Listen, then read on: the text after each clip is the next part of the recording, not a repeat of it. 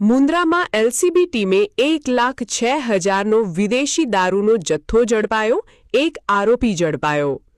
પશ્ચિમ કચ્છના મુન્દ્રા તાલુકામાં લોકલ ક્રાઇમ બ્રાન્ચે ભારતીય બનાવટના વિદેશી દારૂના જથ્થા સાથે એક આરોપીની ધરપકડ કરી છે।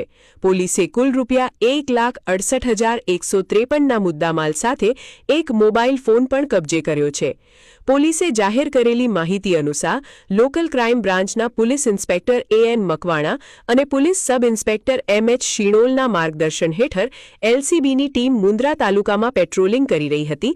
તે દરમિયાન એએસઆઈ પ્રદ્યુમનસિંહ ગોહિલ અને પોલીસ કોન્સ્ટેબલ રામજીભાઈ રબારીને ખાનગી બાતમી મળી હતી કે મોટા કાંડાગરા ગામમાં આવેલા આશાપુરા માતાના મંદિર પાછળની એક વાડીમાં વિદેશી દારૂનો જથ્થો છુપાવવામાં આવ્યો છે।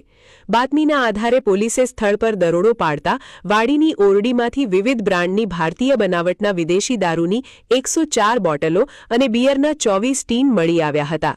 પોલીસે કુલ રૂપિયા 1,68,153નો દારૂ અને રૂપિયા 10,000નો મોબાઈલ ફોન કબજે કર્યો હતો।